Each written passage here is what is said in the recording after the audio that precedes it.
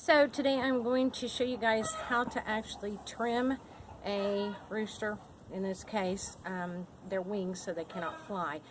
And I do this because I have a lot of roosters and they get out and fight with each other. There's a certain way that you have to do it, and I'm showing you this today because I'm doing it by myself, so you can see actually how to do it by yourself without the help of others. First of all, you have to catch the chicken.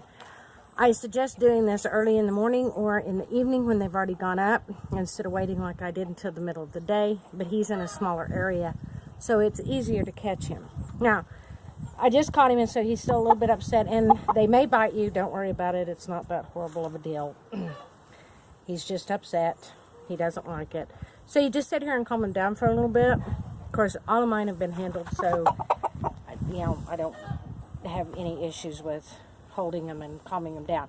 And while I do this, I also take the opportunity to check them out really good, make sure they don't have any mice or lice or anything on them. I do this usually at least once a month, but this is just the opportunity. I mean, if you've already got them and you're going to be bit anyway, you might as well take this opportunity just to check them over real good and make sure that everything is okay. He's been fighting with the other roosters, so he's got some issues. As I said, you probably will get bit. Some of mine don't bite as bad as this one. He's an ornery, a very ornery one. So what you're wanting to do is you're going to get the primary flight feathers. These right here. Now, I actually can go ahead and take these off, and you can. You have to be careful where you're cutting. This your feather right here. These feathers, you do not ever want to go in your primary flight feathers underneath these. You want to stay out, and that way you're not going to get the blood vessels, which is going to cause them to bleed. You don't want to cut too far off. Usually in the winter time you can leave these, and that just gives them extra insulation. So I just start, and like I said, I don't go up real high because I don't have to. He's a big enough body rooster that he can't fly real good, so I don't have to go real high up. I start from this end and go up on this side. It's easier. I like to make mine really pretty, so I like to do real nice cuts. I don't like them to be shabby.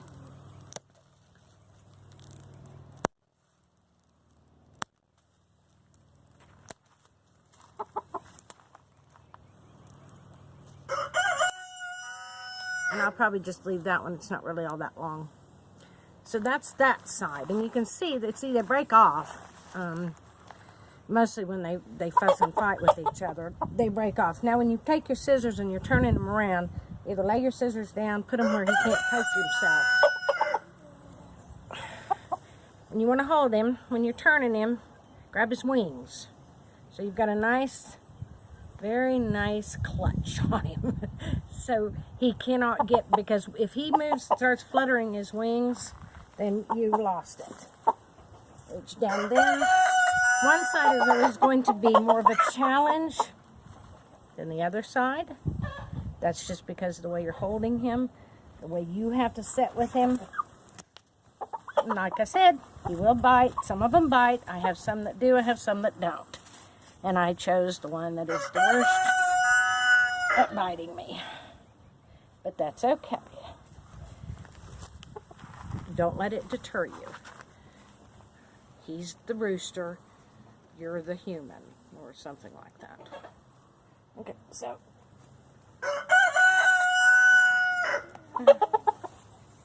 it's a process. But if you're by yourself, or you can't, I mean, and it needs to be done, because a lot of times if they start getting out, and this, you know, the same goes with your hens. So you're just going to come up, and on this side, of course, I start here because it's easier. I do it slow because I don't like jagged cuts.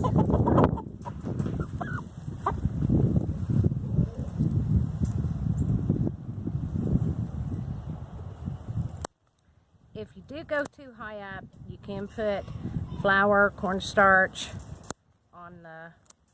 on it if it starts to bleed.